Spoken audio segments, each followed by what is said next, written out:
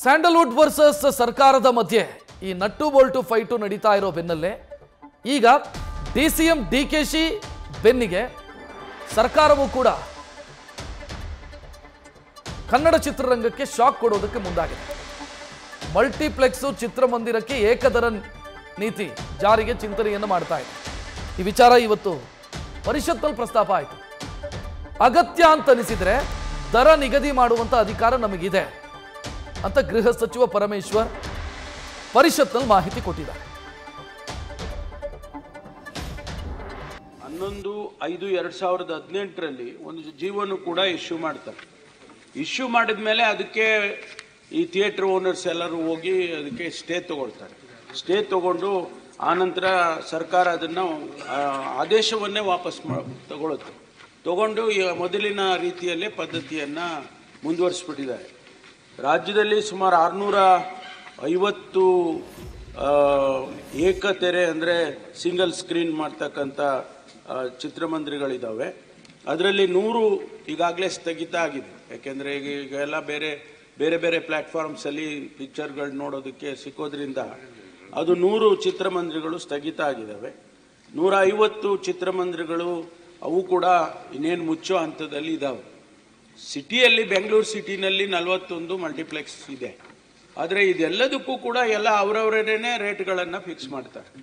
ನಾನು ತಮಗೆ ಭರವಸೆ ಕೊಡ್ತೇನೆ, ಮುಂದಿನ ದಿನಗಳಲ್ಲಿ ಆದಷ್ಟು ಶೀಘ್ರವಾಗಿ ಇದಕ್ಕೆ ಏನಾದರೂ ಒಂದು ಪದ್ಧತಿಯನ್ನು ನಾವು ಒಳಾಡಳಿತ ಇಲಾಖೆಯಿಂದ ನಾವು ತರ್ತೇವೆ. ಯಾಕೆಂದರೆ ಇದಕ್ಕೆ ರೆಗ್ಯುಲೇಟ್ ಮಾಡದೇ ಹೋದರೆ ಇದು ಬೇರೆ ಬೇರೆ ರೀತಿಯಲ್ಲಿ ಅವರವ್ರ ಇಷ್ಟಕ್ಕೆ ಬಂದಂಗೆ ರೇಟ್ಗಳನ್ನು ಮಾಡ್ಕೊಳ್ತಿದ್ದಾರೆ ಅಂತಕ್ಕಂಥದ್ದು. ಹಾಗಾಗಿ ಮುಂದಿನ ದಿನಗಳಲ್ಲಿ ಆದಷ್ಟು ಬೇಗ ಇದಕ್ಕೆ ಒಂದು ಪದ್ಧತಿಯನ್ನು ಜಾರಿ ಮಾಡಿ. ಮಲ್ಟಿಪ್ಲೆಕ್ಸಲ್ಲಿ ಏನು ಮಾಡಿದ್ದಾರೆ ಅಂದರೆ ಇದೊಂದು ಕಮರ್ಷಿಯಲ್ ಆ್ಯಕ್ಟಿವಿಟಿ ಮಾಡ್ಕೊಂಡ್ಬಿಟ್ಟಿದ್ದಾರೆ. ನೀವು ಹೇಳ್ದಂಗೆ 150-200 ಸೀಟ್ ಇರೋದು, ಅದಕ್ಕೆ ಬೇರೆ ಬೇರೆ ನಾವು ನೀರು ಕೊಡ್ತೀವಿ, ನಾವು ಬೇರೆ ಬೇರೆ ಬೇರೆ ಇದೆಲ್ಲ ತಿಂಡಿ ತಿನಿಸು ಎಲ್ಲ ಕೊಡ್ತೀವಿ ಹಾಗೆ ಹೇಗೆ ಅಂತೇಳಿ ಆ ಲಕ್ಸುರಿ ಸೀಟ್ಗಳನ್ನೆಲ್ಲ ಮಾಡಿ ಅವರು ಒಂದು ರೀತಿಯಲ್ಲಿ ಎಕ್ಸ್ಪ್ಲಾಯ್ಟ್ ಮಾಡೋ ಥರ ಇದೆ. ಅದನ್ನು ರೆಗ್ಯುಲೇಟ್ ಮಾಡೋದಕ್ಕೆ ಒಂದು ಕಾಂಪ್ರಹೆನ್ಸಿವ್ ಆಗಿ ನಾವು ನೋಡಿ, ತಾವೇನು ಹೇಳಿದ್ರಿ ಬಾಟಲ್ ವಾಟರು 20 ರೂಪಾಯಿದು 200 ರೂಪಾಯಿಗೆ ಮಾಡ್ತಾರೆ, ಈ ಥರದ್ದೆಲ್ಲನೂ ಕೂಡ ಅದರಲ್ಲೇ ಸೇರಿಸೋದ ರೀತಿಯಲ್ಲಿ ಮಾಡ್ತೇವೆ ಮಾನ್ಯ ಸಭಾಪತಿ. ಹೆಚ್ಚಿನ ಡೀಟೇಲ್ ನೀಡೋದಕ್ಕೆ ನಮ್ಮ ಪ್ರತಿನಿಧಿ ಮಧುಸೂದನ್ ನೇರ ಸಂಪರ್ಕದಲ್ಲಿ. ಮಧುಸೂದನ್, ಪರಮೇಶ್ವರ್ ಅವರು ಕೊಟ್ಟಿರುವಂಥ ಉತ್ತರವನ್ನು ಗಮನಿಸ್ತಾ ಇದ್ದೀವಿ. ಈಗ ಸಿಂಗಲ್ ಸ್ಕ್ರೀನು ಅಂತಂದ್ರೆ ಏಕದರ ನಿಗದಿ ಮಾಡೋದು ಈಸಿ, ಬಟ್ ಮಲ್ಟಿಪ್ಲೆಕ್ಸಲ್ಲಿ ಕಷ್ಟ ಇದೆ ಅಂತ ಅನ್ಸುತ್ತೆ. ಯಾಕಂತಂದ್ರೆ ಒಂದೊಂದು ಮಲ್ಟಿಪ್ಲೆಕ್ಸ್ನಲ್ಲಿ ಅವ್ರು ಕೊಡುವಂಥ ಫೆಸಿಲಿಟಿ ಬೇರೆ ಬೇರೆ ರೀತಿಯಲ್ಲಿದೆ. ಕೆಲವೆಡೆ ರಿಕ್ಲೈನರ್ ಸೀಟ್ ಇರಬಹುದು, ಇನ್ನು ಕೆಲವೆಲ್ಲಿ ನಾರ್ಮಲ್ ಸೀಟ್ ಇರಬಹುದು. ಏಕದರ ಹೆಂಗೆ ನಿಗದಿ ಮಾಡೋದಕ್ಕೆ ಸಾಧ್ಯ ಸರ್ಕಾರ?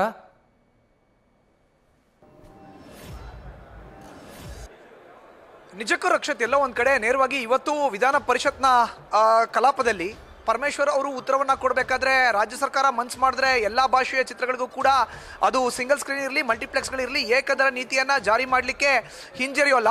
2017ರಲ್ಲಿ ನಡೆದಂಥ ಬಜೆಟ್ ಅಧಿವೇಶನದ ಸಂದರ್ಭದಲ್ಲಿ ನೇರವಾಗಿ ಏನು ಸಿದ್ದರಾಮಯ್ಯನವರು ಏಕದರ ನೀತಿಯನ್ನು ಆ ವಿಚಾರವನ್ನು ಪ್ರಸ್ತಾಪ ಮಾಡಿದ್ದಾರೆ. ಅದನ್ನು ಇವತ್ತು ಜಾರಿ ಮಾಡಲಿಕ್ಕೆ ನಮ್ಗೆ ಯಾವುದೇ ಹಿಂಜರಿಕೆ ಇಲ್ಲ ಅನ್ನೋ ಒಂದು ಹೇಳಿಕೆಯನ್ನು ಕೊಟ್ಟಿದ್ದಾರೆ.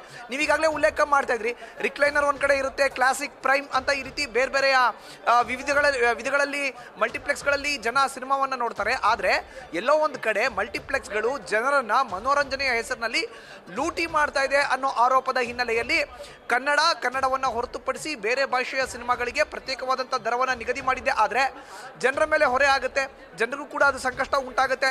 ಜನರನ್ನ ಕಾಪಾಡಬೇಕು ಅನ್ನೋ ನಿಟ್ಟಿನಲ್ಲಿ ಈಗ ನೇರವಾಗಿ ಏಕದರ ನೀತಿಯನ್ನು ಜಾರಿ ಮಾಡಲಿಕ್ಕೆ ರಾಜ್ಯ ಸರ್ಕಾರ ಚಿಂತನೆಯನ್ನು ನಡೆಸ್ತಾ ಇದೆ. ಇದನ್ನು ಆಗಿದ್ದೇ ಆದರೆ ಮುಂಬರುವಂಥ ದಿನದಲ್ಲಿ ಕನ್ನಡ ಮತ್ತು ಕನ್ನಡೇತರ ಭಾಷೆಗಳ ಸಿನಿಮಾಗಳು ಏನಿದೆ ಅದೆಲ್ಲಕ್ಕೂ ಕೂಡ ಒಂದೇ ನೀತಿ ಬರೋದಿದ್ದನ್ನು ನಾವು ರೆಗ್ಯುಲೇಟ್ ಮಾಡಬಹುದು ಅನ್ನೋ ಒಂದು ವಿಚಾರವನ್ನು ನೇರವಾಗಿ ಇವತ್ತು ಡಾಕ್ಟರ್ ಜಿ ಪರಮೇಶ್ವರ್ ಅವರು ವಿಧಾನ ಪರಿಷತ್ನ ಸದನದಲ್ಲಿ ಉಲ್ಲೇಖ ಮಾಡಿದ್ದಾರೆ. ಒಂದು ಕಡೆ ವಿಧಾನ ಪರಿಷತ್ನ ಕಾಂಗ್ರೆಸ್ನ ಸದಸ್ಯ ಗೋವಿಂದರಾಜು ಅವರು ಕೇಳಿದಂಥ ಪ್ರಶ್ನೆಗೆ ಉತ್ತರಿಸೋ ಅಂತ ಸಂದರ್ಭದಲ್ಲಿ ಏಕದರ ನೀತಿಯನ್ನು ಪ್ರಸ್ತಾಪ ಮಾಡಿರೋ ಅಂತ ಡಾಕ್ಟರ್ ಜಿ ಪರಮೇಶ್ವರ್ ಅವರು ಎಲ್ಲವೂ ಅಂದುಕೊಂಡಂತೆ. ಆದರೆ ಇದು ನಟ್ಟು ಬೋಲ್ಟು ವಿಚಾರ ಅನ್ನೋದಕ್ಕಿಂತ ಹೆಚ್ಚಿಗೆ ಕನ್ನಡ ಮತ್ತು ಕನ್ನಡೇತರ ಚಿತ್ರಗಳು, ಲೂಟಿಯನ್ನ ಮಾಡೋ ಅಂತ ದೊಡ್ಡ ದೊಡ್ಡ ಬಿಗ್ ಬಜೆಟ್ ಬಿಗ್ ಸ್ಟಾರ್ಸ್ ನ ಚಿತ್ರಗಳು ಇದೆ, ಅದರ ಜೊತೆ ಕನ್ನಡ ಸಿನಿಮಾಗಳು ಸ್ಪರ್ಧೆಯನ್ನ ಮಾಡ್ಲಿಕ್ಕಾಗಲ್ಲ, ಎಲ್ಲೋ ಒಂದ್ ಕಡೆ ದೊಡ್ಡ ದೊಡ್ಡ ಮೊತ್ತವನ್ನ ಗಳಿಸ್ಲಿಕ್ಕೆ ಆಗಲ್ಲ ಅನ್ನೋ ಒಂದು ಮಾತು ಏನಿದೆ ಅದನ್ನ ಸರಿಪಡಿಸಬೇಕು ಅನ್ನೋ ನಿಟ್ಟಿನಲ್ಲಿ ಈ ಒಂದು ಯೋಚನೆಗೆ ರಾಜ್ಯ ಸರ್ಕಾರ ಬದ್ಧವಾಗಿದೆ ಅನ್ನೋ ಒಂದು ಮಾತನ್ನ ಹೇಳಿದ್ದಾರೆ. ರಾಜ್ಯದ ಇರುವಂತ ಸಿಂಗಲ್ ಸ್ಕ್ರೀನ್ ಗಳನ್ನ ನೋಡಿದ್ರೆ ಈಗಾಗಲೇ 100ಕ್ಕೂ ಹೆಚ್ಚು ಚಿತ್ರಮಂದಿರಗಳು ಸಿಂಗಲ್ ಸ್ಕ್ರೀನ್ ಏನ್ ಇತ್ತು ಅದು ಈಗಾಗಲೇ ಮುಚ್ಚಲ್ಪಟ್ಟಿದೆ, ಜೊತೆಗೆ ಅದನ್ನ ಒಡೆದು ಕೂಡ ಹಾಕಲಾಗಿದೆ. ಮುಂಬರುವಂತ ದಿನದಲ್ಲಿ ಬರೋಬ್ಬರಿ 150 ಸಿಂಗಲ್ ಸ್ಕ್ರೀನ್ ಗಳನ್ನ ಒಡೆದು ಹಾಕುವಂತ ಸಾಧ್ಯತೆಗಳು ಕೂಡ ಇದೆ. ಅದರ ಬಗ್ಗೆ ಪ್ರಸ್ತಾಪ ಕೂಡ ಇದೆ. ರಾಜ್ಯ ಸರ್ಕಾರಕ್ಕೂ ಕೂಡ ಇದೆಲ್ಲವೂ ಗಮನಕ್ಕೆ ಬಂದಿದೆ. ಒಂದ್ ಕಡೆ ಮನೋರಂಜನೆಯ ಹೆಸರಿನಲ್ಲಿ ಜನರನ್ನ ಲೂಟಿ ಮಾಡ್ತಿರುವಂತ ಮಲ್ಟಿಪ್ಲೆಕ್ಸ್ ಗಳ ಹಾವಳಿ ಏನಿದೆ, ಆ ದಂಧೆ ಏನಿದೆ, ಅದಕ್ಕೆ ಬ್ರೇಕ್ ಹಾಕುವಂತ ವಿಷಯಕ್ಕೆ ರಾಜ್ಯ ಸರ್ಕಾರ ಒಂದು ಹೆಜ್ಜೆನ ಇಟ್ಟಿದೆ ಅನ್ನೋ ಒಂದು ಮಾತನ್ನ ಹೇಳಿದ್ದಾರೆ. ನಾಳೆ ಬಜೆಟ್ ಅಧಿವೇಶನ ಇದೆ. ಬಜೆಟ್ ಅಧಿವೇಶನದಲ್ಲಿ ಏಕದರ ನೀತಿಯ ಜಾರಿಯ ಬಗ್ಗೆ ಏನಾದರೂ ಖುದ್ದು ರಾಜ್ಯದ ಹಣಕಾಸು ಸಚಿವರಾಗಿರುವಂತ ಮುಖ್ಯಮಂತ್ರಿ ಸಿದ್ದರಾಮಯ್ಯನವರು ಉಲ್ಲೇಖ ಮಾಡ್ತಾರಾ ಅನ್ನೋದು ಈಗ ನೇರವಾಗಿ ಎದ್ದಿರುವಂತ ಕುತೂಹಲ. ರಕ್ಷತ್, ಥ್ಯಾಂಕ್ ಯು ಮಧುಸೂದನ್ ಮಾಹಿತಿಗೆ.